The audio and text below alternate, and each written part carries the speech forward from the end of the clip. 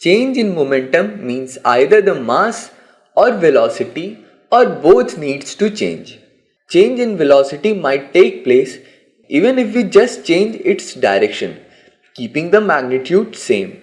A ball undergoing motion in a circle with uniform speed has a constant magnitude of velocity, but its direction keeps changing at each point.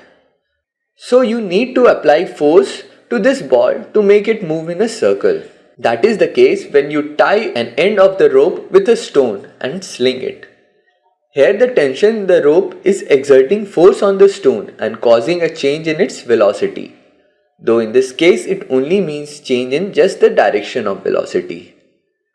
Newton's third law. In all the cases we have discussed, we needed two objects, one which applied force and the other which experiences it. Here the wall is experiencing force and you are applying it. But at the same time, your hand too is experiencing force. The interesting thing about force is that it's never a standalone phenomena. It always occurs in pair. A body which applies force also experiences force in opposite direction. This is called action-reaction pair of force. But an important point to be noted here is that action-reaction pair acts on separate bodies and can be interchanged. That is, you can call any of it action and the other as reaction. Let's take case of a block lying on the floor. The block is experiencing a force of gravity in downward direction equal to its weight W. It is also experiencing a normal reaction by the floor. Are these two action-reaction pair? Think about it. Remember, I told you action-reaction pair acts on different bodies. Here both these forces are acting on the same body, that is this block. So they are not action-reaction forces. The reaction to the weight is the force by which the block is pulling the earth towards it.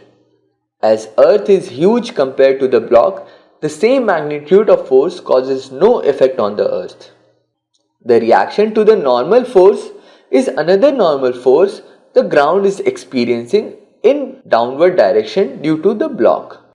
If we again talk about the two block system and we pull the lower block in this direction, the upper block moves along due to friction. We had earlier discussed how to find the direction of friction acting on the upper block. For that we considered a case where no friction was acting and we looked at the direction of velocity of the upper block relative to the lower one. And the direction of friction will be such that it opposes this relative motion. This friction force is exerted by the lower block on the upper block, and so a reaction of this force will be experienced by the lower block, which should be equal and opposite to the friction acting on the upper block. We can also deduce this by analyzing this scenario from lower block's perspective.